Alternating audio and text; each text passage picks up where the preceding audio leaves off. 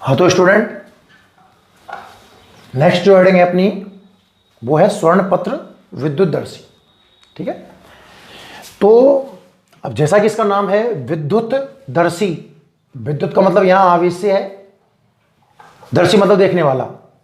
ये एक ऐसा उपकरण है जिसकी सहायता से आप किसी वस्तु पर आवेश की उपस्थिति ज्ञात कर सकते हो कि किसी वस्तु के ऊपर आवेश है या नहीं है।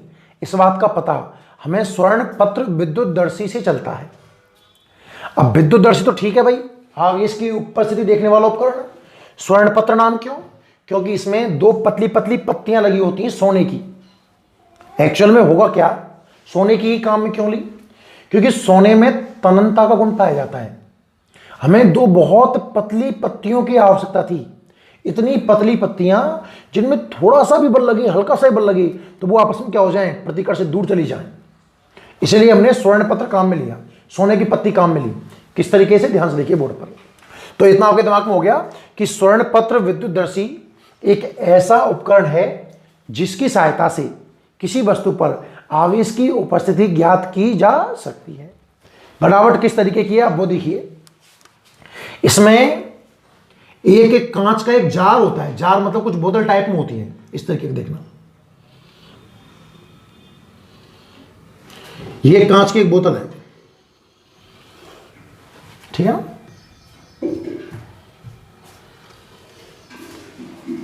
ये लो, कांच का एक है जार, ये कांच का जार हो गया, कांच का जार, ठीक है। अच्छा, कांच के जार में एक धातु की छड़ लगी रहती है इस तरीके की।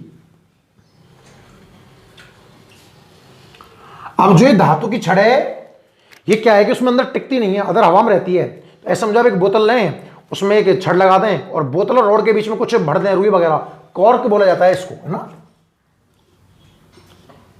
ये लो, इस तरीके से ये कॉर्क और ये धातु की छड़, धातु की छड़, ठीक है ना। इसके ऊपर एक कैप लगा रहता है इस तरीके से, और नीचे दो सोने की पत्तियां लगी होती हैं।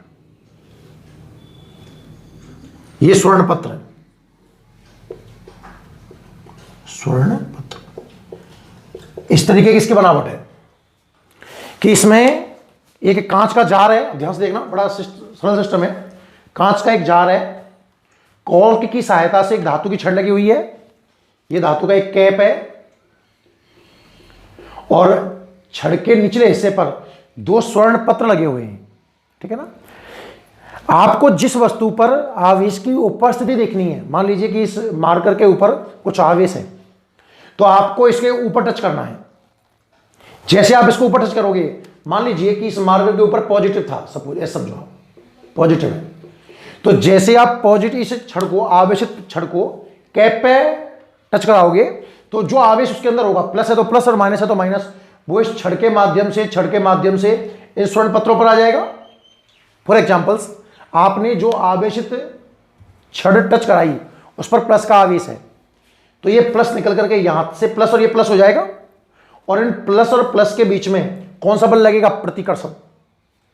स्वर्ण पत्र इसीलिए काम में लिए कि हो सकता है कि ये प्लस प्लस बहुत कम रहा हो, प्रतिकर्षण बल बहुत कम लगे, पर बहुत कम बल के कारण भी इनके बीच का गैप बढ़ जाना चाहिए।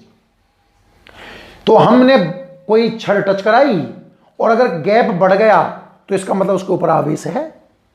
अगर माइनस होता, माइनस माइनस माइनस, तो भी माइनस माइनस, तो भी गैप तो बढ़ता ही बढ़ता। तो आवेश की उपस्थिति देखना बड़ा इजी, बहुत आसान तरीका है कि जिस वस्तु पर आवेश की उपस्थिति देखनी है उसे कैप पर टच कराइए। अब वो आवेश अगर इन पत्तियों में प्रतिकर्षण बल दिख जाए, गैप बढ़ जाए, इसका मतलब उस पर आवेश है, अन्यथा उस पर आवेश नहीं है। स्वर्णपत्र विद्युतदर्शी केवल इतना बताता है कि जो छड़ा आपने टच कराई है उस पर आवेश है या नहीं है। इसके द्वारा यह पता नहीं चलता है कि आवेश प्लस है या फिर माइनस है। क्लियर है? तो अब हेड डालिए स्वर्ण पत्र विद्युतदर्शी और इसमें लिखिए यह ऐसा उपकरण है, यह ऐसा उपकरण है जिसकी सहायता से किसी वस्तु पर आवेश की उपस्थिति ज्ञात की जाती है। यह ऐसा उपकरण है जिसकी सहायता से किसी वस्तु पर आवेश की उपस्थिति ज्ञात की जाती है। हेडिंग लिखें बनावट। बनावट डायग्राम बनाना है ना, स्क्रीन पॉज करके बना लें डायग्राम। बनावट में लिखिए इसमें कांच का एक जार होता है, इसमें कांच का एक जार होता है, जार बर्तन टाइप में होता है, जिसमें कॉर्क की सहायता से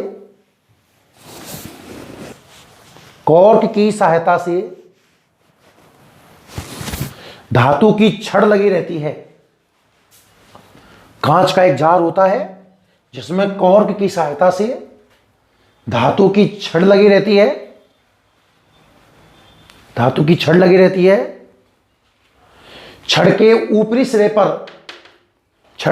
सिरे पर एक कैप लगाया जाता है, छड़ के ऊपरी सिरे पर एक कैप लगाया जाता है, जबकि निचले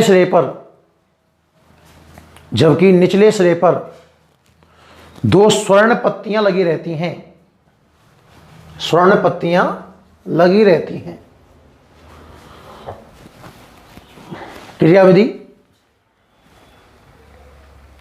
क्रियाविधि में लिखिए जिस वस्तु पर आवेश की उपस्थिति देखनी होती है, जिस वस्तु पर आवेश की उपस्थिति देखनी होती है उसे छड़ के ऊपरी सिरे पर स्पर्श करवाया जाता है। जिस वस्तु पर आवेश की उपस्थिति देखनी है उसे छड़ के ऊपरी सिरे पर स्पर्श करवाया जाता है। यदि अब स्वर्ण पत्रों के बीच का गैप बढ़ता है, अब यदि स्वर्ण पत्रों के बीच का गैप बढ़ता है तो उस वस्तु पर आवेश उपस्थित है। स्वर्ण पत्रों के बीच का गैप बढ़ता है तो उस वस्तु पर आवेश उपस्थित है। तथा यदि गैप नहीं बढ़ता है, यदि गैप नहीं बढ़ता है तो आवेश उपस्थित नहीं है। गैप नहीं बढ़ता है तो आवेश उपस्थित नहीं है। ठीक है, नीचे स्टार लगा के लिखिए इस उपकरण द्वारा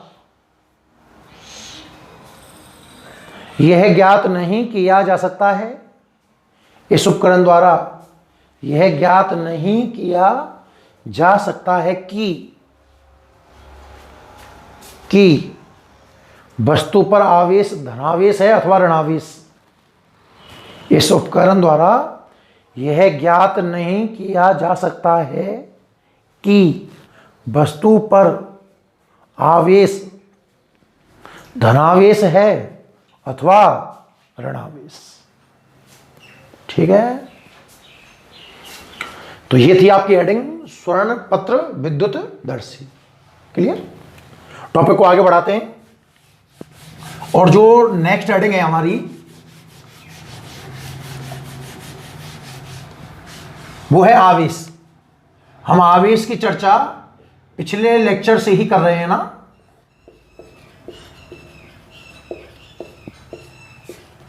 चार्ज, आवेश क्या है ये हमने पिछले लेक्चर में पढ़ा था कि आवेश कैसे उत्पन्न होता है।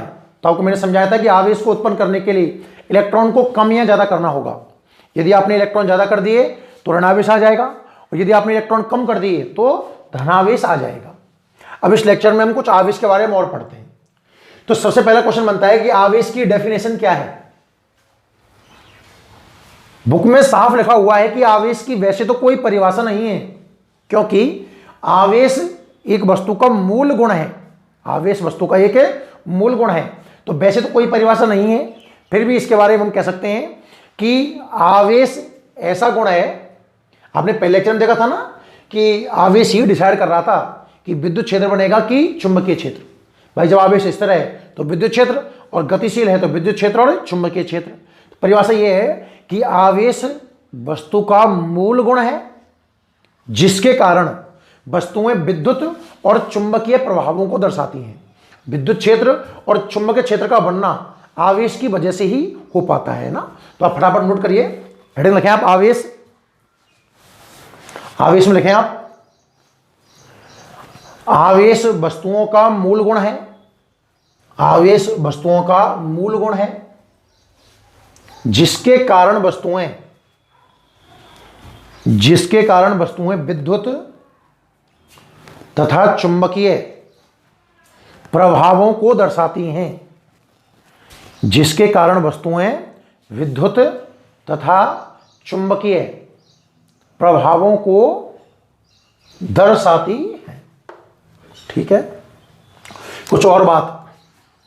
आवेश का जो प्रतीक है, सिंबल, प्रतीक है स्मॉल क्यू या कैपिटल क्यू। एक बार समझ लें आप, फिर एक साथ नोट करेंगे ना। आवेश को जब हम दर्शाया करेंगे तो स्मॉल क्यू या कैपिटल क्यू से इसको रिप्रेजेंट किया करेंगे। ठीक है ना। आवेश का जो मात्रक है, ऑप्शन से कई मात्रक हैं, तो जो इसका एमकेएस मात्रक है, एमकेएस मात्रक, यह है कूलाम। सी, जो आवेश का एमकेएस मात्रक है वो क्या है? कूलाम। ठीक है ना। अच्छा, जो सीजीएस मात्रक है वो है स्टेट कूलाम। स्टेट कूलाम या ईएसयू। ईएसयू का मतलब है इलेक्ट्रोस्टैटिक यूनिट। Electrostatic unit. अच्छा, एमकेएस मात्रक एक और बन सकता है। आपने धारा की परिभाषा पढ़ी है, आई बराबर क्यू अपॉन टी, तो यहां से क्यू बराबर आता है आई टी। आई विद्युत धारा यानी कि एम्पियर, और टी टाइम यानी कि सेकंड। तो आवेश के एमकेएस मात्रक दो हो गए, आप एक ही याद कर लेना, कूलाम याद कर लेना। और सीजीएस मात्रक दो हो गए, कौन कौन से? स्टेट कूलाम या ईएसयू। स्टेट कूलाम या ईएसयू, इन दोनों में संबंध भी है। और हमारी बुक में एक क्वेश्चन भी है कि आवेश के एमकेएस मात्रक और सीजीएस मात्रक में क्या संबंध है। तो एमकेएस मात्रक क्या है? कूलाम, और सीजीएस मात्रक क्या है? State coulomb. तो इनमें संबंध है कि एक कूलाम बराबर 3 गुणा 10⁹ ईएसयू। एक कूलाम में 3 गुणा 10⁹ इलेक्ट्रोस्टैटिक यूनिट, यानी कि सीजीएस मात्रक के स्टेट कूलाम वो होते हैं। क्लियर है ना। अच्छा, एक बात और, आवेश का जो कूलाम है वो बहुत बड़ा मात्रक है। आप इस चीज को आगे देखोगे कि जब हम किसी वस्तु से 10⁸ इलेक्ट्रॉन हटाएंगे, बहुत ज्यादा इलेक्ट्रॉन हटाएंगे, तब जाकर के एक कूलाम आवेश आएगा। तो एक कूलाम अपने आप में बहुत बड़ा मात्रक है, इसलिए कुछ छोटे मात्रक काम में लिए जाते हैं, जैसे कि माइक्रो कूलाम। माइक्रो कूलाम का मतलब हो जाएगा 10⁻⁻⁶ कूलाम।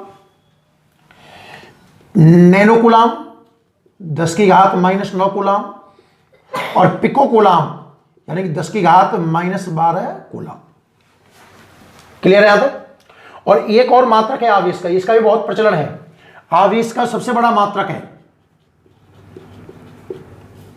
सबसे बड़ा जो मात्रक है वो है फैराडे। फैराडे, और एक फैराडे में 96,500 कूलाम आवेश आता है। 96,000 मतलब जब हम किसी पदार्थ में से 1 मोल इलेक्ट्रॉन बाहर निकाल लेते हैं ऐसा कुछ, तो 96,500 आवेश बनता है ना। तो आप जल्दी से एक बार यहां तक चाहो तो एक बार नोट कर लीजिए। चलो एक साथ लिखेंगे ना, समझ। प्रतीक है स्मॉल क्यू या कैपिटल क्यू। मात्रक जो एमकेएस मात्रक है वो है कूलाम या एम्पियर इंटू सेकंड। सीजीएस मात्रक है स्टेट कूलाम या ईएसयू। संबंध आप याद रखोगे, इंपॉर्टेंट है ना। कुछ अन्य मात्रक भी हैं, माइक्रो, नैनो, पिको, ये आप जानते हो। सबसे बड़ा मात्रक है फैराडे यानी कि 96,500 कूलम। ये बातें हुई प्रतीक और मात्रक।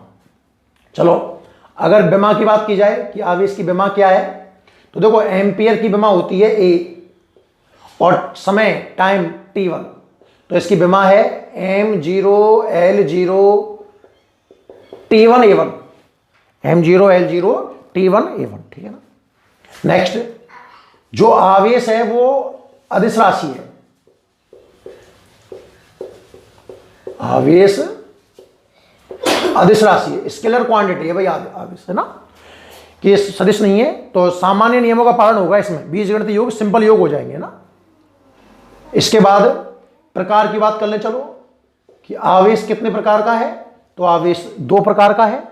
नंबर फर्स्ट धनावेश, और जो सेकंड रहेगा वो रहेगा ऋणावेश, है ना। तो ये कुछ आवेश के बारे में छोटी मोटी बातें हैं। चलो फटाफट नोट करें रफ्तार में जल्दी से। हेडिंग लिखें आप आवेश, तो आवेश की परिभाषा आप लिख चुके हो कि आवेश वस्तुओं का मूल गुण है।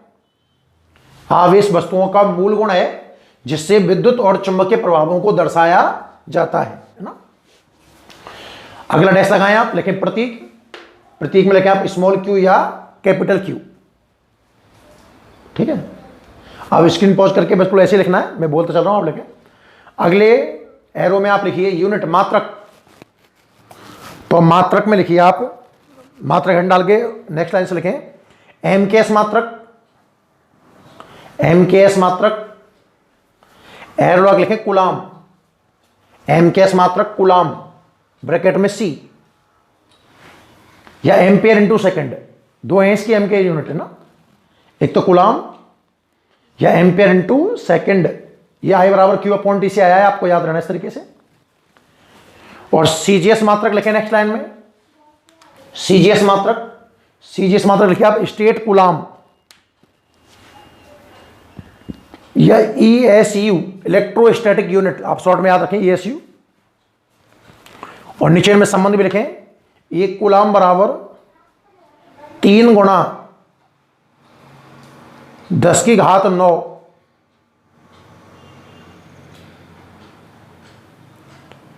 ESU। फिर कुछ और मात्रक लिख लें इसे, फटाफट नोट कर लें, micro coulomb, nano coulomb, pico coulomb, जल्दी से लिखिए। माइक्रो कूलाम बराबर 10⁻⁻6 कूलाम, नैनो कूलाम बराबर 10⁻⁻9 कूलाम, पिको कूलाम बराबर 10⁻⁻12 कूलाम। फिर लिखें अगले स्टार में डैश लगा करके कि आवेश का सबसे बड़ा मात्रक फैराडी होता है। फैरड नहीं, फैरड तो धारिता का मात्रक है, फैराडी होता है, और 1 फैराडे बराबर 96,500 कूलाम, ठीक है। विमा लिखें A1 T1, वो बड़ा रूप लिख लीजिए M0L0 T1A1।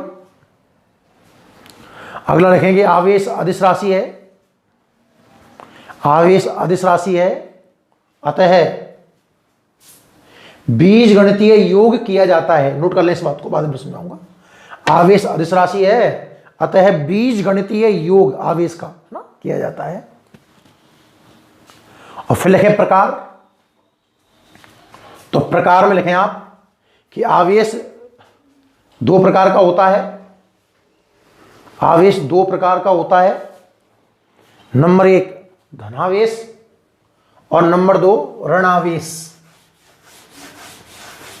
पहला धनावेश और दूसरा है ऋणावेश, ठीक है।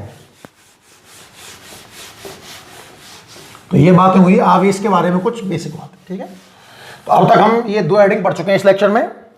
पहली हेडिंग पढ़ी है स्वर्ण पत्र विद्युतदर्शी, ऐसा उपकरण है जिसकी सहायता से किसी वस्तु पर आवेश की उपस्थिति का पता लगाया जाता है कि किसी वस्तु पर आवेश है या नहीं है, ठीक है।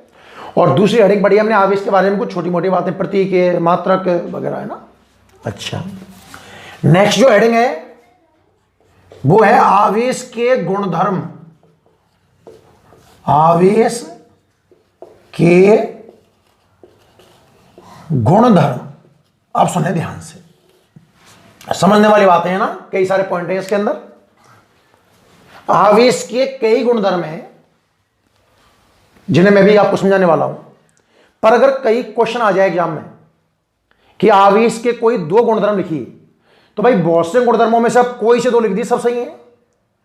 पर जो सबसे बढ़िया आंसर है वो गुणधर्म मैं पहले समझा रहा हूं। तो अगर एग्जाम में क्वेश्चन आता है कि आवेश के कोई दो गुणधर्म लिखिए, तो आप वही लिख के आओगे जो मैं नंबर 1 और 2 पे लिख रहा हूं। लिख तो आप कोई से भी सकते हो, पर ज्यादा बेस्ट ये है। एक्चुअल में ये दो नियम भी हैं जो मैं गुणधर्म के बाद वापस से आपको यही हेडिंग पढ़ाऊंगा, है ना।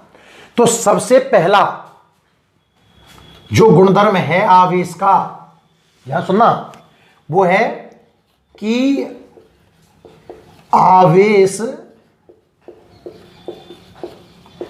संरक्षित राशि है। ध्यान सुनना,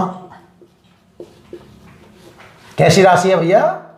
आवेश संरक्षित, इट्स ए कंजर्वेटिव क्वांटिटी। आवेश कैसी राशि है? संरक्षित राशि है। आपने पढ़ा है 11वीं क्लास में कि ऊर्जा संरक्षण का नियम, एनर्जी कंजर्वेशन लॉ पढ़ा है आपने, कि ऊर्जा को ना तो उत्पन्न कर सकते हैं ना ही नष्ट कर सकते हैं, एक रूप से दूसरे रूप में परिवर्तित किया जा सकता है। ऐसा ही कुछ आवेश के बारे में है। इन हेडिंगों के बाद हम हेडिंग पढ़ेंगे आवेश संरक्षण नियम, उसमें और आपको क्लियरली समझ में आ जाएगा। थोड़ा एक्सप्लेन मैं यहां कर रहा हूं। हेडिंग है कि आवेश कैसी राशि है? संरक्षित। फॉर एग्जांपल्स, आपने, चलो हम लेते हैं घर्षण द्वारा आवेशन ले लें। ये मान लो कांच की छड़ है, फॉर एग्जांपल कांच की छड़, और ये मान लीजिए आपका रेशमी कपड़ा है, रेशमी कपड़ा। तो जब आप इन दोनों में घर्षण किया आपने इन दोनों में, उससे पहले कांच की छड़ पर आवेश 0 था और रेशमी कपड़े पर भी आवेश कितना था? 0। तो अगर मैं बात करूं कि घर्षण से पूर्व कुल आवेश, तो आंसर आएगा 0, क्योंकि कांच की छड़ पर भी 0 है और रेशमी कपड़े पर भी 0 है। ठीक है, अब आपने इन दोनों को रगड़ा, रगड़ने से मान लीजिए कुछ भी मान लो, आप 2 इलेक्ट्रॉन मान लो कि 2 इलेक्ट्रॉन कांच से रेशम पर चले गए, तो कांच पर जो आवेश आएगा वो आएगा प्लस, 1 इलेक्ट्रॉन का ई, तो 2 का हो जाएगा 2e प्लस 2e। और यहां इलेक्ट्रॉन गए हैं, बढ़े हैं, मतलब यहां तो इलेक्ट्रॉन कम हो गए तो प्लस 2e, और यहां बढ़े हैं तो माइनस 2e। पहले 0 0 था, अब एक पर प्लस और एक पर माइनस। अब मैं कहूं कि घर्षण के बाद कुल आवेश तो कितना आएगा? 0 प्लस 2e और माइनस 2e कितना आएगा? 0। ध्यान से देखो, जितना आवेश किसी क्रिया को करने से पहले है, वस्तुओं को रगड़ने से पहले जितना आवेश है, रगड़ने के बाद भी उतना ही आवेश है। तो कुल आवेश तो कैसा हुआ? संरक्षित, ना घटा ना बढ़ा, बस एक वस्तु से दूसरी वस्तु पर क्या हो गया? स्थानांतरित। तो आप याद रखना पहला पॉइंट कि आवेश कैसी राशि है? संरक्षित। याद रखना भाई, बार बार बोल रहा हूं कि आवेश कैसी राशि है? संरक्षित। आवेश को आप ना तो उत्पन्न कर सकते हो और ना ही नष्ट कर सकते हो, बस क्या कर सकते हो? केवल ट्रांसफर। तो पहला गुणधर्म आपको याद हो गया होगा कि आवेश कैसी राशि है? संरक्षित राशि है। दूसरा सुनना, पहले मैं लिख देता हूं फिर समझाता हूं। चलो, कि जो आवेश है वो क्वांटीकृत राशि है, क्वांटीकृत राशि है। आवेश कैसी राशि है भाई? क्वांटीकृत। संरक्षित आपको समझ में आ गया कि संरक्षित कैसे है? ना उत्पन्न हुई ना नष्ट हुई, बस खाली क्या हुई है? ट्रांसफर। अब जो दूसरा पॉइंट है वो समझे ध्यान से, ये भी एक नियम है, आवेश क्वांटीकरण का नियम पढ़ाऊंगा, है ना। पर समझे आप, क्वांटीकृत का मतलब क्या है? एक वर्ड आता है क्वांटा, कि क्वांटा क्या होता है? क्वांटा, है ना। तो क्वांटा का मतलब क्या है? मैं आपको इसको पूरा ढंग से समझाऊं, सुनो तो हमसे, कि भौतिक राशियों का जो वितरण है वो 2 प्रकार से होता है। कोई भी भौतिक राशि है, इसका वितरण 2 प्रकार से हो सकता है। देखो ध्यान से, पहला वितरण तो है सतत, कंटिन्यूअस, जिसमें टुकड़े वगैरह ना हो, और दूसरा वितरण है विविक्त, यानी कि पैकेटों के रूप में, पैकेटों के रूप में। तो किसी भी भौतिक राशि का वितरण 2 तरीके से कर सकते हो आप। एक तो लगातार बटी हुई है और एक कुछ बंडल टाइप में, छोटे छोटे बंडल या छोटे छोटे पैकेट के रूप में है।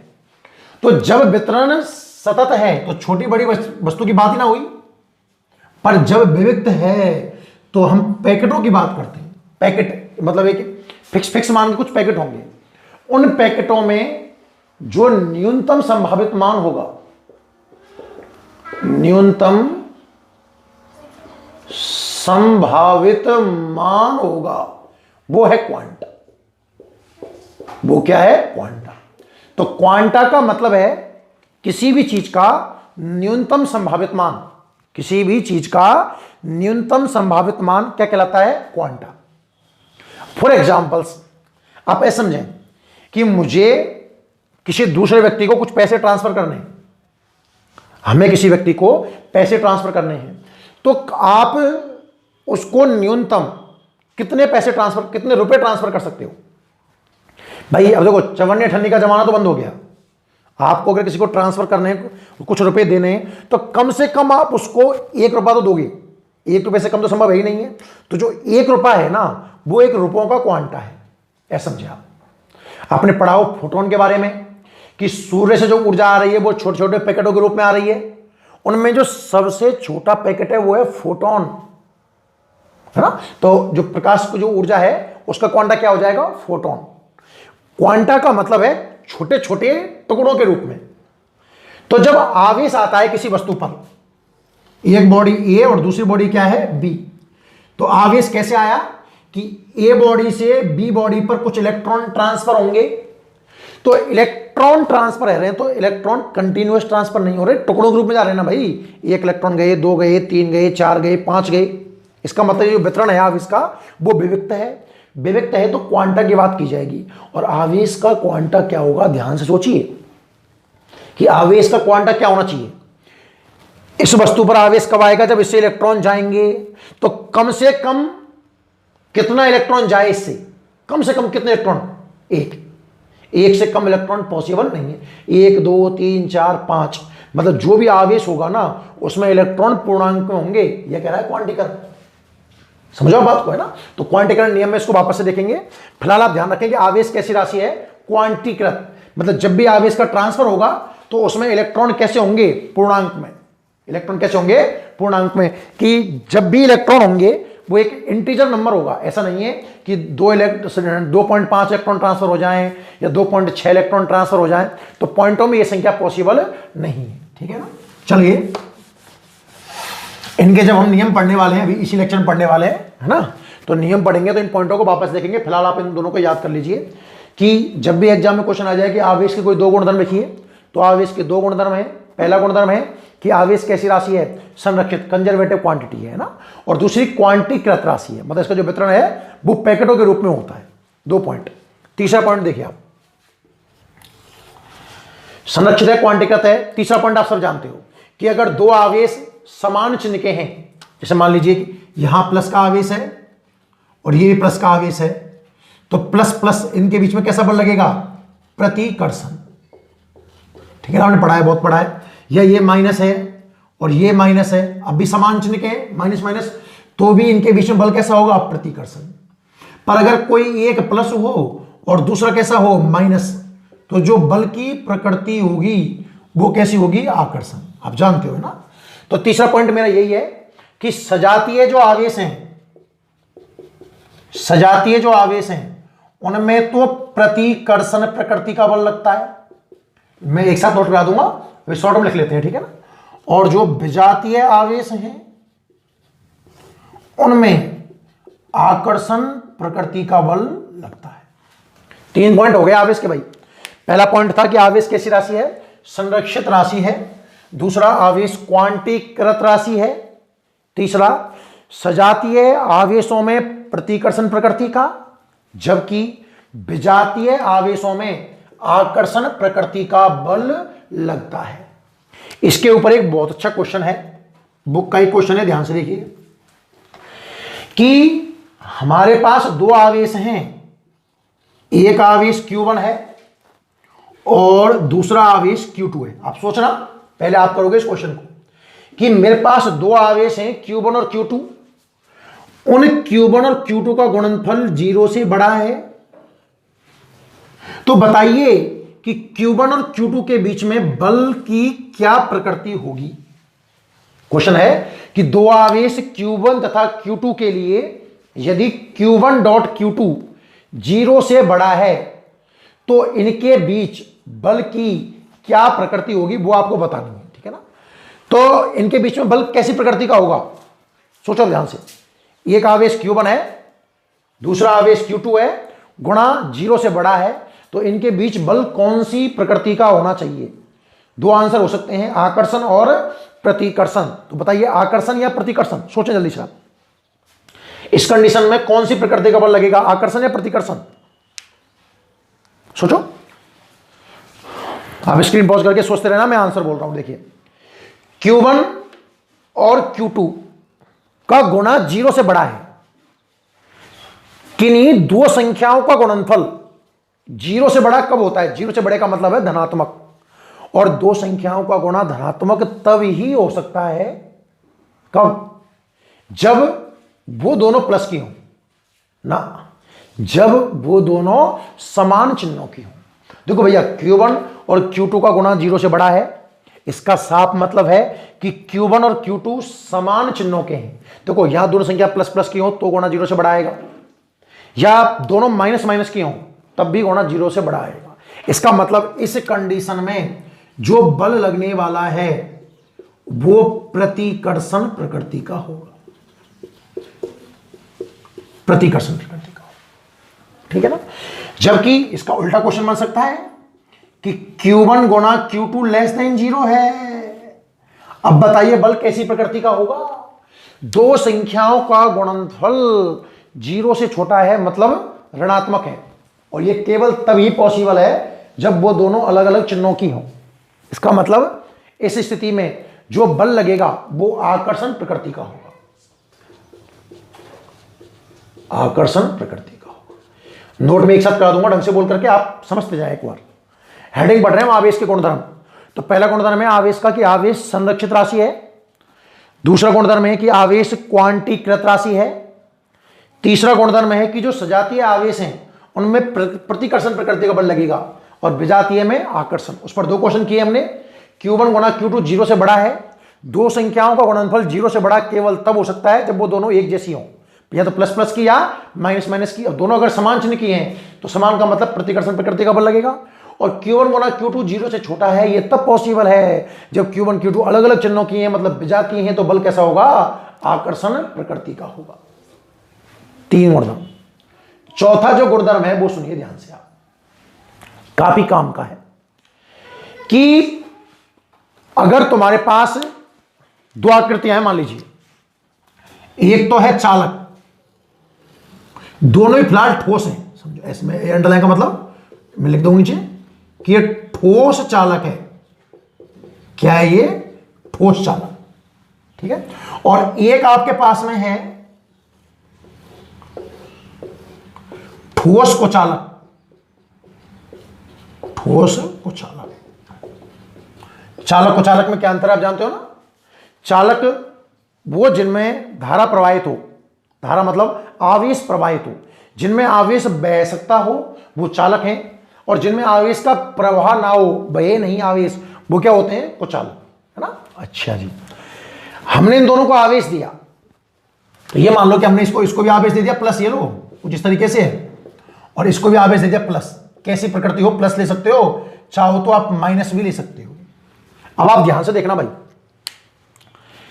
ये प्लस इस प्लस को प्रतिकर्षित करेगा, ये इसको प्रतिकर्षित, इसको, ये हर एक आवेश अपने खुद के अलावा सब पर प्रतिकर्षण बल लगाएगा। इस तरीके से यहां और यहां बहुत सारे प्रतिकर्षण बल लगेंगे। आप समझो बात को, कि जब आपने, आप एक एक एग्जांपल स्टार्ट करता हूं। ठोस चालक लिया, इसमें आपने प्लस प्लस आवेश दे दिया इसको बहुत सारा, तो ये जो प्लस है इसको धक्का देगा, ये इसको धक्का देगा, ये इसको धक्का देगा, ये सब आपस में धक्का खा रहे हैं, और धक्का खाने की वजह से ये दूर जाएंगे, दूर जाएंगे, दूर जाएंगे, दूर जाएंगे। थोड़ी देर बाद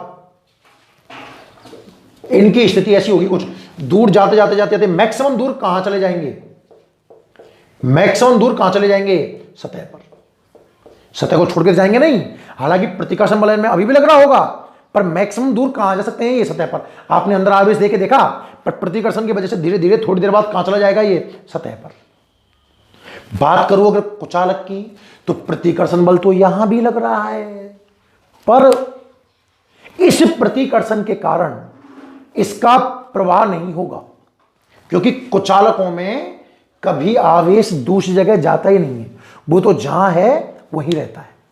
तो पॉइंट ये बन के आता है कि जो चालक होते हैं, चालक, उनमें तो आवेश का वितरण सतह पर होता है, याद रखना।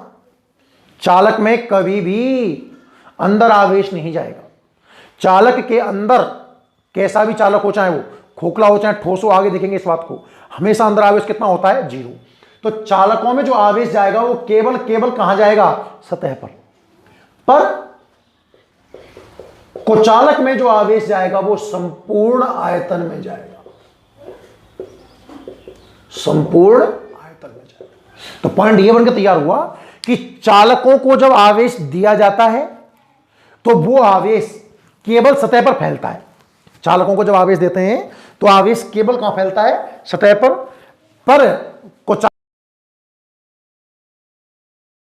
चालकों में जो आवेश है वो संपूर्ण आयतन में फैलता है, ठीक है ना। तो जो चालकों में आवेश वितरण का तरीका रहेगा, जैसे कि ये चालक है हमारा, ठोस ही मान रहा हूं, है ना। अगर ये चालक है तो याद रखना कि आवेश केवल और केवल कहां जाएगा? सतह पर। अंदर कभी भी आवेश नहीं जाएगा। और अगर ये कुचालक हुआ, कुचालक, तो इसमें अंदर तक आवेश जाएगा, पूरे आयतन में आवेश जाएगा, ठीक है ना। तो पॉइंट ये कि चालक, 4 पॉइंट हो गए हमारे भाई। फर्स्ट पॉइंट है कि आवेश कैसी राशि है? संरक्षित राशि है। दूसरा पॉइंट है कि आवेश कैसी राशि है? क्वांटीकृत राशि है। तीसरा है कि सजातीय आवेशों में कैसा बल लगेगा? प्रतिकर्षण। और विजातीय में कैसा बल लगेगा? आकर्षण। चौथा है कि चालकों में जो आवेश फैलेगा वो केवल कहां फैलेगा? सतह पर, जबकि कुचालकों में आवेश कहां जाएगा? अंदर तक। पांचवा जो पॉइंट है वो है कि बिना द्रव्यमान आवेश का वितरण नहीं हो पाएगा। द्रव्यमान का मतलब क्या है? कि चालक अगर खोखला हुआ, कुचालक अगर खोखला हुआ, खोखला, भाई चालक तो कैसा ही हो, खोखला हो चाहे ठोस हो, इसमें तो आवेश केवल कहां जाएगा? सतह पर कुचालक अगर खोखला हुआ तो इसमें अंदर आवेश नहीं जाएगा। खोखला है ना, अंदर कोई स्पेस ही नहीं है बैठने के लिए, तो इसमें भी आवेश कहां जाएगा? सतह पर। मतलब आवेश केवल उस जगह पर जाएगा जहां क्या होगा? द्रव्यमान। तो आप जगह नहीं है, इतना फटाफट नोट करें जल्दी से, रफ्तार में लिखें, हेडिंग लिखें, आवेश के गुणधर्म। आवेश के गुणधर्म में लिखें नंबर 1, दो फटाफट नोट कर लें। ऐसे कैसे? आवेश संरक्षित राशि है, आवेश संरक्षित राशि है। और दूसरा आवेश क्वांटीकृत राशि है। आवेश संरक्षित राशि है, आवेश क्वांटीकृत राशि है। नंबर 3 लिखें, सजातीय आवेशों में प्रतिकर्षण प्रकृति का बल लगता है। सजातीय आवेशों में प्रतिकर्षण प्रकृति का बल लगता है, जबकि विजातीय आवेशों में आकर्षण प्रकृति का बल लगता है। सजातीय आवेशों में प्रतिकर्षण प्रकृति का, जबकि विजातीय आवेशों में आकर्षण प्रकृति का बल लगता है।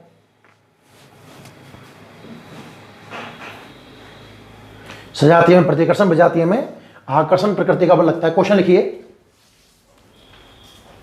निम्न स्थितियों में, क्वेश्चन लिखिए, निम्न स्थितियों में Q1 तथा Q2 के मध्य बल की प्रकृति बताइए। निम्न स्थितियों में Q1 तथा Q2 के मध्य बल की प्रकृति बताइए।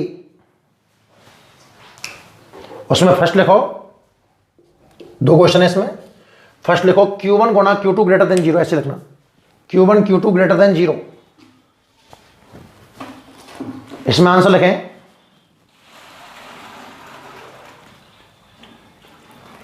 देखो यह तब ही संभव है, इसमें आंसर लिखें, यह तब ही संभव है जब Q1 तथा Q2 समान चिन्हों के हों, यह तभी संभव है जब Q1 तथा Q2 समान चिन्हों के हों। अतः बल प्रतिकर्षण प्रकृति का होगा। अतः बल प्रतिकर्षण प्रकृति का होगा, प्रतिकर्षण प्रकृति का होगा। ठीक है ना। इसमें जल्दी से फटाफट सेकंड क्वेश्चन बना ले। Q1 गुना Q2 लेस देन 0, Q1 गुना Q2 लेस देन 0। तो आंसर लिखो, यह तभी संभव होगा, यह तभी संभव होगा जब Q1 व Q2 अलग अलग चिन्हों के हों। यह तभी संभव होगा जब Q1 व Q2 अलग अलग चिन्हों के हों। अतः बल आकर्षण प्रकृति का होगा। अतः बल आकर्षण प्रकृति का होगा। ठीक है। पॉइंट नंबर 4 लिखें। पॉइंट नंबर 4 लिखिए, चालकों में आवेश का वितरण, चालकों में आवेश का वितरण केवल सतह पर होता है। चालकों में आवेश का वितरण केवल सतह पर होता है, जबकि कुचालकों में आवेश वितरण संपूर्ण आयतन में होता है। चालकों में आवेश वितरण केवल सतह पर होता है, जबकि कुचालकों में आवेश वितरण संपूर्ण आयतन में होता है। यह डायग्राम बनाए जल्दी से। ठीक है। पांचवा पॉइंट लिखिए, पांचवा पॉइंट लिखिए, बिना द्रव्यमान आवेश का वितरण संभव नहीं है।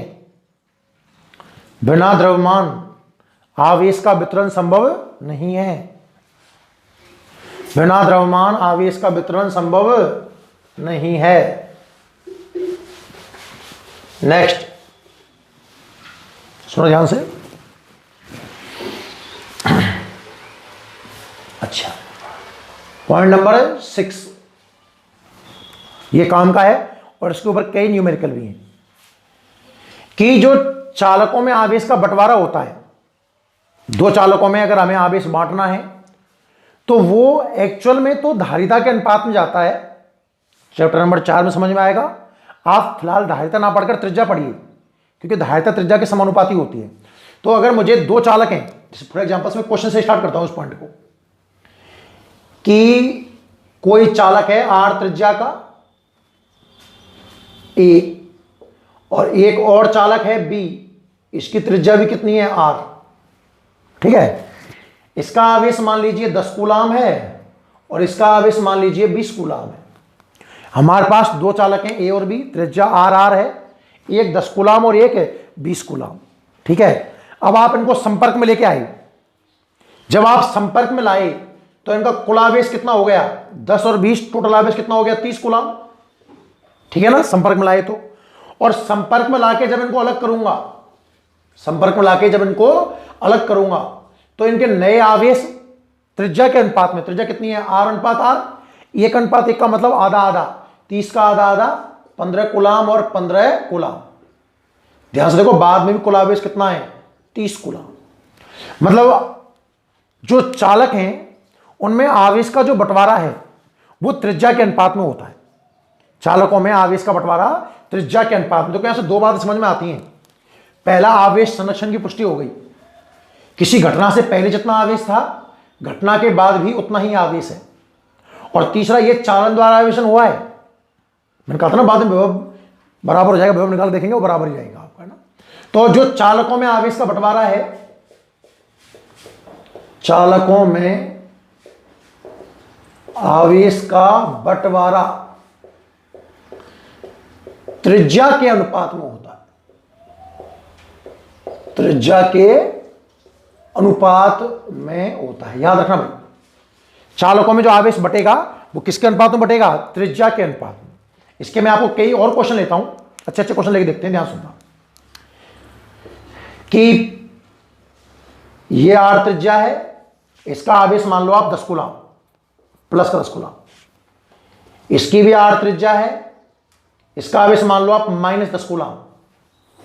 मैं दोनों को स्पर्श करता हूं, ए और बी को, और जब स्पर्श करने के बाद अलग करूंगा तो नए आवेश कितने होंगे? सोचो कितना आंसर आएगा। ए और बी आर आर त्रिज्या के दो गोले हैं, एक पर +10 कूलाम है, एक पर -10 कूलाम है। इन दोनों को स्पर्श करवाया, स्पर्श करवा के मैंने अलग किया, तो नए आवेश कितने होंगे? तो आंसर आएगा 0, क्योंकि +10 और -10, तो कुल आवेश कितना हो गया? 0। अब ये 0 का क्या बंटवारा करोगे आप बताओ? एक पहले वाले पर भी कितना आएगा? 0 आवेश, और दूसरे वाले का भी नया आवेश कितना आएगा? 0। तो इस तरीके से आप इन क्वेश्चनों को कर सकते हो। ये काफी अच्छा क्वेश्चन है, फेमस है, हमारी बुक में वो क्वेश्चन भी दिया हुआ है, सुनना ध्यान से। मैं क्वेश्चन लिख रहा हूं और आप इसका सॉल्यूशन बताओगे। क्वेश्चन ये है,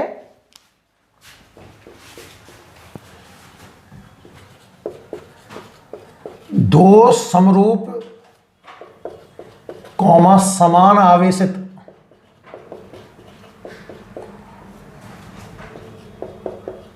चालक गोले ए तथा बी को आर दूरी पर रखा गया है। अब एक अन्य समरूप उदासीन गोला सी पहले ए के पास लाया जाता है, ए के पास लाया जाता है, फिर बी के पास लाया जाता है, तथा इसके बाद निकाय से अलग कर दिया जाता है, निकाय से पृथक कर दिया जाता है। ए तथा बी के नए आवेश कितने होंगे? क्वेश्चन ये है कि हमारे पास दो समरूप आवेशित समान आवेश, उनको प्रचालक गोले ए और बी हैं। अब हमने एक अन्य तीसरा गोला लिया, वो समरूप है, उदासीन है, सी। पहले ए के पास ले गए, फिर बी के पास ले गए, फिर बाहर निकाल दिया उसको। तो ए और बी के नए आवेश कितने हैं? जल्दी सोच के आंसर बताइए। स्क्रीन पॉज करें और इसका आंसर सोचें। देखिए ध्यान से बोल पर, एक गोला ए रहा, इसको मान लो ए, इसको मान लो बी। समरूप मतलब इसकी त्रिज्या अगर आर है तो इसकी त्रिज्या भी आर है।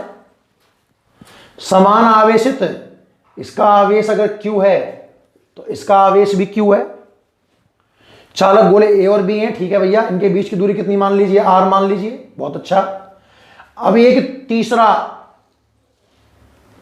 समरूप मतलब इसकी त्रिज्या भी कितनी है? नाम सी है, त्रिज्या कितनी है? आर। और ये उदासीन मतलब इसका आवेश कितना है? 0।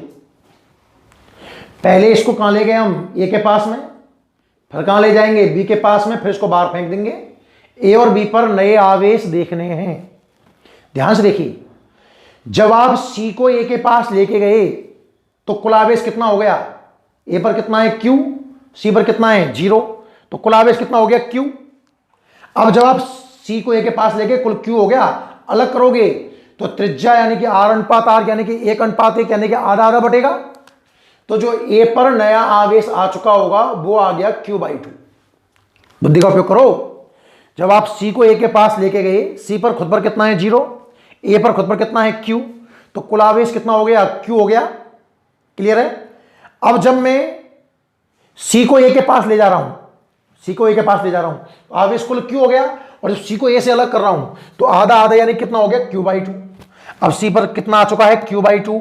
और Q/2 लेकर ये बी के पास गया तो बी का Q और इसका खुद का Q/2 कुल हो गया भैया 3Q/2। और जब सी को बी से अलग करेंगे तो वही त्रिज्या के अनुपात में 1:1 यानी कि आधा आधा बटेगा। और इसका आधा कितना आएगा 3q/4। अब बी पर जो नया आवेश आएगा वो आएगा 3q/4। कहानी समझ में आ गई होगी। तो अब जो भी आपका नेक्स्ट पॉइंट है फटाफट नोट कर लें उसको, कि चालकों में आवेश का बंटवारा त्रिज्या के अनुपात में होता है। ये थे भाई आवेश के कुछ गुणधर्म जो मैंने आपको काफी डीपली समझाने का प्रयास किया है। जब भी आगे इनसे संबंधित कुछ क्वेश्चन होंगे तो मैं आपको ये बात दोबारा से याद दिलाऊंगा। क्लियर है?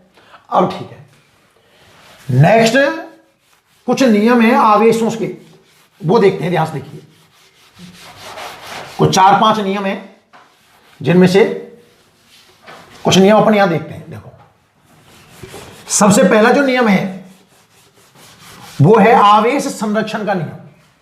अभी मैंने आपको बताया था ना कि आवेश संरक्षित राशि है। आवेश संरक्षण का नियम, आवेश संरक्षण का नियम। तो आप समझ गए होंगे कि कोई भी निकाय है, निकाय मतलब जिसका आप अध्ययन कर रहे हो, उसका आवेश हमेशा नियत रहेगा। किसी भी घटना से पहले और किसी भी घटना के बाद कुल आवेश हमेशा क्या होता है? नियत। तो आप बस डायरेक्ट सीधा नोट कर लें, हेडिंग लिखें आवेश संरक्षण का नियम। हेडिंग लिखें आवेश संरक्षण का नियम। आवेश संरक्षण का नियम लिखो। इस नियम के अनुसार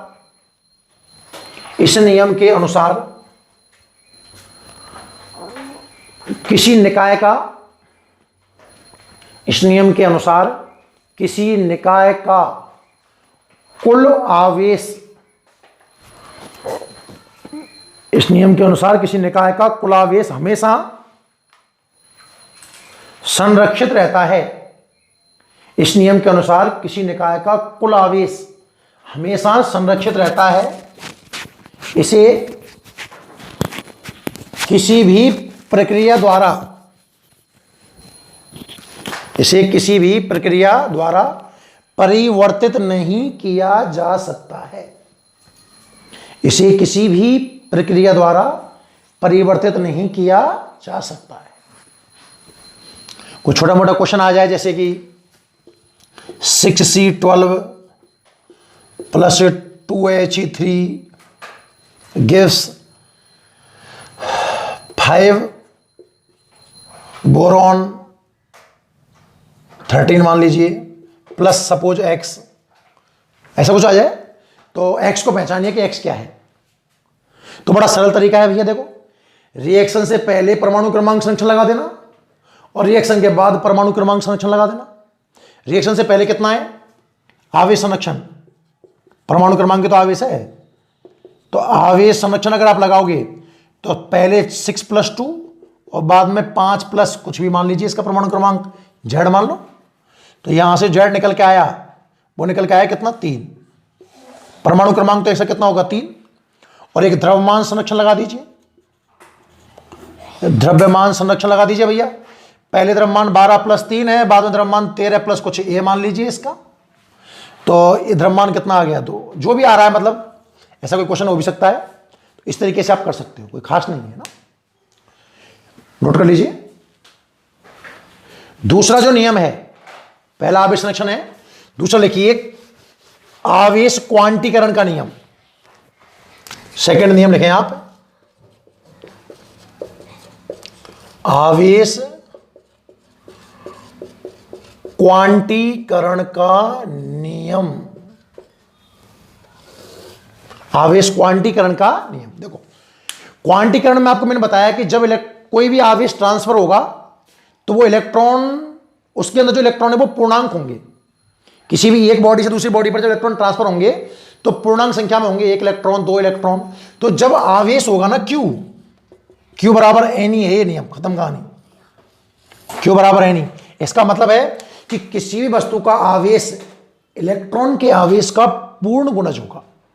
मतलब आवेश में जो इलेक्ट्रॉन होंगे ना वो कौन संख्या में होंगे? पूर्णांक में। अब वो संख्या छोटी बड़ी कैसी भी हो सकती है। तो आप नोट करें फटाफट, आवेश क्वांटीकरण का नियम। आवेश, हेडिंग लिखिए, आवेश क्वांटीकरण का नियम। आवेश क्वांटीकरण का नियम लिखिए। इस नियम के अनुसार किसी वस्तु का आवेश इस नियम के अनुसार किसी वस्तु का आवेश इलेक्ट्रॉन के आवेश का पूर्ण गुणज होता है। इस नियम के अनुसार किसी वस्तु का आवेश इलेक्ट्रॉन के आवेश का पूर्ण गुणज होता है। देखिए Q बराबर NE, Q बराबर NE, जहां Q बराबर वस्तु का आवेश, N बराबर इलेक्ट्रॉनों की संख्या पूर्णांक में, और स्मॉल e बराबर इलेक्ट्रॉन का आवेश।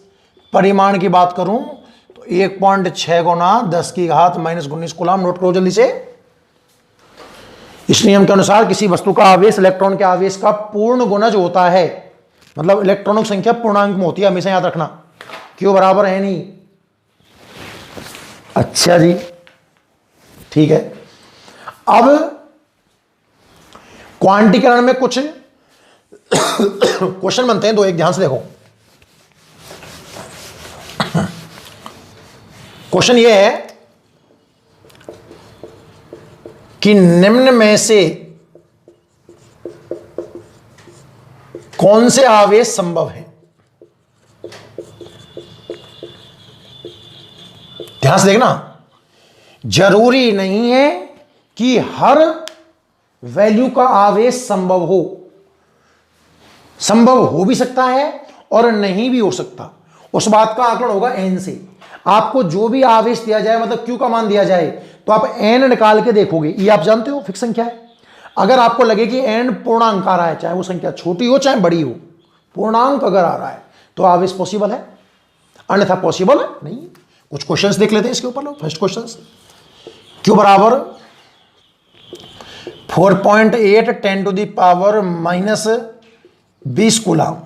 ये क्वेश्चन दे दिया कि बताओ ये आवेश संभव है या नहीं है।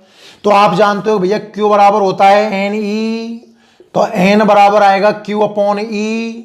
Q आपको दिया हुआ है 4.8 गुना 10 की घात -20, और इसमें E 1.6 10⁻⁻19 का भाग देके देखो।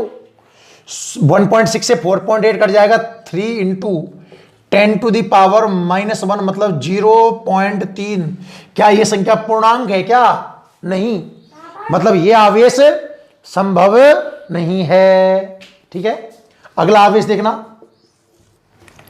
Q बराबर 4.8 10⁻⁻18 कूलम। संभव है या नहीं है? तो वही कहानी, n निकालेंगे Q/E से। Q है 4.8 10⁻⁻18, E है 1.6 10⁻⁻19, तो यह आएगा 3 × 10⁻1 यानी कि 30 पूर्णांक है। इसका मतलब यह आवेश संभव है। बहुत सारे क्वेश्चन बन सकते हैं इसके ऊपर, बहुत छोटे आर्टिकल ग्रुप में मैंने आपको दिखा दिया है। नियम था आवेश क्वांटीकरण का नियम। क्वांटीकरण टुकड़ों के रूप में जाएगा, इलेक्ट्रॉन के रूप में जाएगा, याद रखना। तो इस नियम के अनुसार किसी वस्तु का आवेश इलेक्ट्रॉन के आवेश का पूर्ण गुणज होता है Q बराबर NE, और n इलेक्ट्रॉन की संख्या, n इलेक्ट्रॉन संख्या यानी कि पूर्णांक है।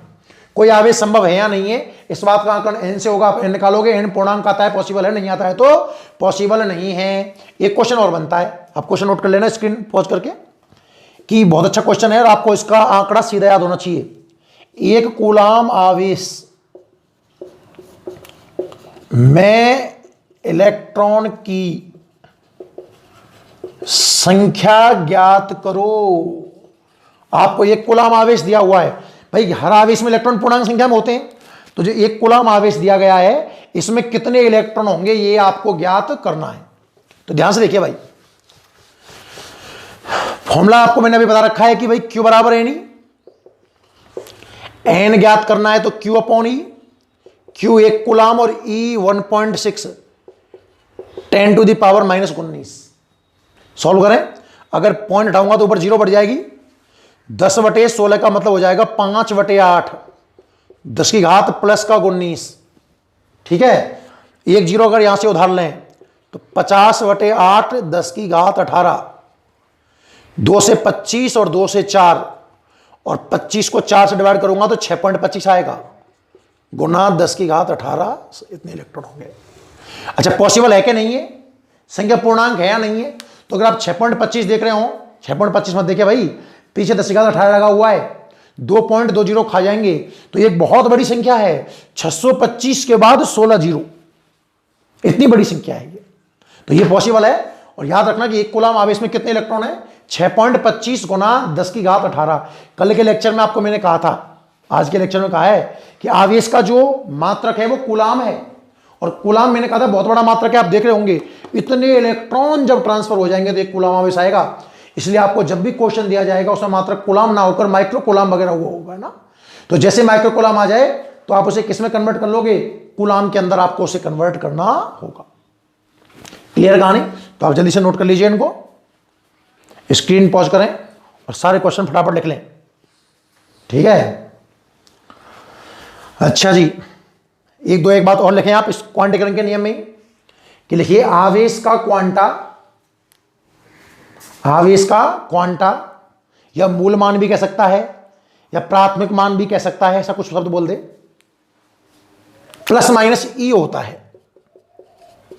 प्लस माइनस ई का मतलब 1.6 गुना 10 की घात -19 कूलाम, ठीक है? अच्छा, एक बात और अगले स्टेप लिखेंगे कि क्वांटीकरण की जो पुष्टि करता है ना, वो एक प्रयोग है जिसका नाम है मिलिकन तेल बूंद प्रयोग। क्वेश्चन पूछ सकता है, किताब में क्वेश्चन है कि आवेश के क्वांटीकरण की पुष्टि किस प्रयोग से होती है? कौन सा प्रयोग है जो बताता है कि आवेश क्वांटीकृत राशि है? तो उसका आंसर होगा मिलिकन तेल बूंद प्रयोग। मिलिकन तेल बूंद प्रयोग क्वांटीकरण की पुष्टि करता है। 2 नियम हो गए। तीसरा नियम और देखिए, तीसरा नियम है, 2 छोटे छोटे नियम और देख लेते हैं ना। आवेश योज्यता का नियम, आवेश योज्यता का नियम। देखो, योज्यता का मतलब होता है जोड़। जैसे मान लीजिए कि हमारे पास एक निकाय है, इसमें बहुत सारे आवेश हैं, +2 coulomb, -3 coulomb, +5 coulomb, -1 coulomb, +3 coulomb, इस तरीके के बहुत सारे आवेश हैं। तो इसका कुल आवेश कितना होगा? आपको मैंने बताया है कि आवेश अदिश राशि है, और जो राशियां अदिश होती हैं ना, उनमें योग होता है बीजगणितीय योग, यानी कि सिंपल योग होगा। तो इसका जो Q टोटल है, Q जो टोटल है, सभी धनायन ऋणायन को जोड़ लीजिए। धनायन कितना हो गया? 5 और 2 7 और 3 10 कूलाम, और ऋणायन हो गया -4 कूलाम, तो कुल आ गया 6 कूलाम। खत्म खेल। तो यह नियम कहता है कि, लिखना आवेश योज्यता के नियम में लिखो, इस नियम के अनुसार किसी निकाय का कुल आवेश, किसी निकाय का कुल आवेश, उसमें उपस्थित धनायनों तथा ऋणायनों के बीजगणितीय योग के बराबर होता है। आवेश योज्यता का नियम कहता है कि इस नियम के अनुसार किसी निकाय का कुल आवेश, उसमें स्थित धनायनों और ऋणायनों के बीजगणितीय योग के बराबर होता है। और एक नियम और देख लेते हैं आज के लेक्चर में, लास्ट, आवेश निश्चरता का नियम। पहला नियम पढ़ा हमने आवेश संरक्षण का, कि कुल आवेश हमेशा नियत रहेगा, आप उसे चेंज नहीं कर सकते। दूसरा पढ़ा क्वांटीकरण का, कि आवेश का जो मान है उसमें इलेक्ट्रॉन पूर्णांक में होंगे, Q बराबर है नहीं। तीसरा पढ़ा योज्यता का नियम, ये कहता है कि भाई जो कुल आवेश है वो धनायन और ऋणायनों के बीजगणितीय योग के बराबर होगा। और चौथा निश्चरता, यह नियम यह कहता है कि चाहे आवेश गतिशील हो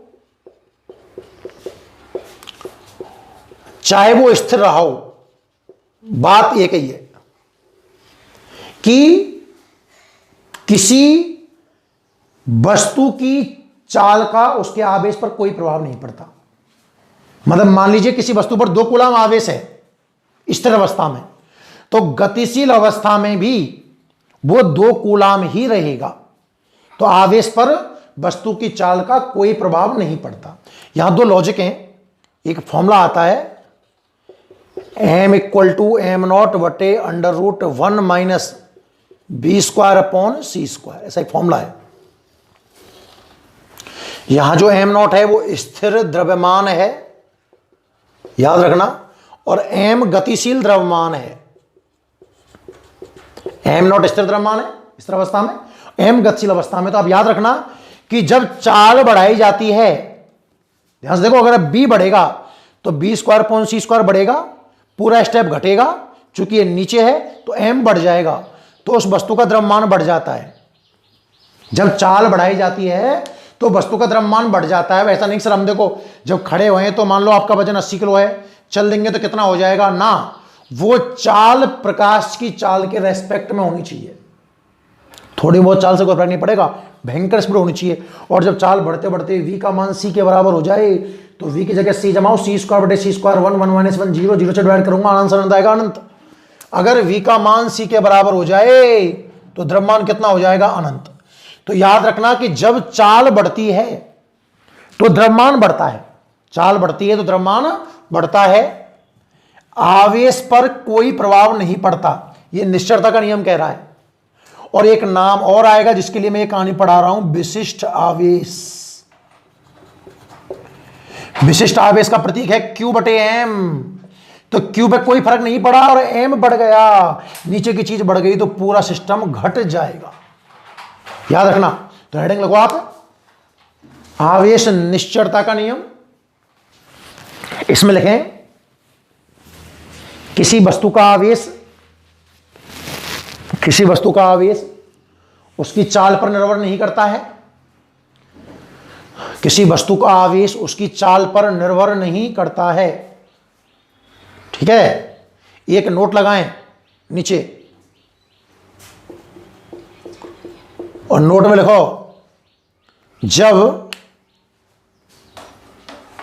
किसी वस्तु की चाल बढ़ाई जाती है, जब किसी वस्तु की चाल बढ़ाई जाती है तो द्रव्यमान बढ़ता है, चाल बढ़ाई जाती है तो द्रव्यमान बढ़ता है, कौमा आवेश नियत रहता है। चाल बढ़ाई जाती है तो द्रव्यमान बढ़ता है, आवेश नियत रहता है, तथा विशिष्ट आवेश ब्रैकेट में Q बटे M, विशिष्ट आवेश घट जाता है, विशिष्ट आवेश घट जाता है। तो 4 नियम थे। नेक्स्ट लेक्चर से स्टार्ट करेंगे कूलाम का नियम, काफी इंपॉर्टेंट है, ठीक है। आज के लेक्चर में यहीं तक।